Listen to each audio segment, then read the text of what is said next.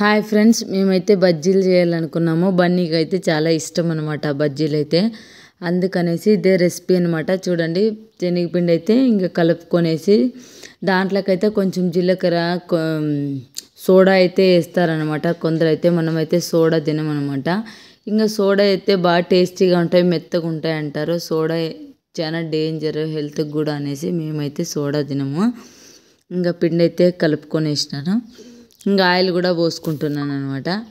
Oil అయితే ఆయిల్లో కూడా ఎక్కువ ఆయిల్ ఫుడ్ తింటే గిన చాలా గ్యాస్ట్రిక్, అది బజ్జీలు ఎక్కువ తింటే గ్యాస్ట్రిక్ ప్రాబ్లం ఉంటుంది అనమాట కొందరికైతే.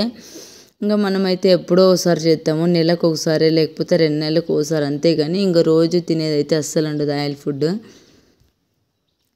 ఇంకా బజ్జీ మిరపకాయలు అయితే చాలా కారం ఉన్నాయి, తినేకి కూడా అస్సలు కాదనమాట. మేమైతే మొన్న చేసినాం కాబట్టి చాలా గట్టిగా ఉన్నాయి. సోడా అయితే బాగా మంచిగా ఉంటుంది, సోడా పొడి తింటే బాగా మెత్తగా ఉంటాయి. హాట్ బాక్స్లోకి వేసి పెడితే మెత్తగా ఉంటాయి అనుకున్నాం, కానీ సోడా తింటే గిన హెల్త్ కూడా బాగుండదు అనేసి సోడా అయితే వేయలేదనమాట. ఇంకా బాండీలోకైతే వేసి తేలిస్తాను.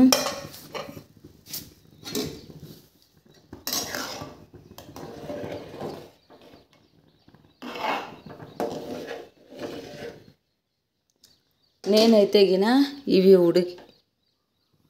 తేలేసిన తర్వాత ఒక గిన్నె పెట్టుకొని దాంట్లో అయితే కొంచెం న్యూస్ పేపర్లు వేసుకొని, న్యూస్ పేపర్లు కూడా వేసుకున్నాను అనమాట.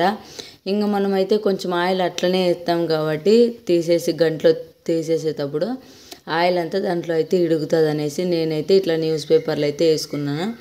ఇవైతే చాలా కారం ఉన్నాయి, ఒక 3-4 తినేతలకే ఎక్కువ అయిపోయినాయి అనమాట.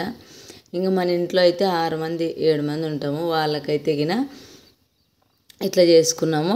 ఇవి కూడా చాలా కారం ఉన్నాయి, కొద్దిగానే ఒకరు తింటే 2-3 తింటారు, ఇంకా అంతకంటే ఇంక ఎక్కువగా తింటారు అనమాట.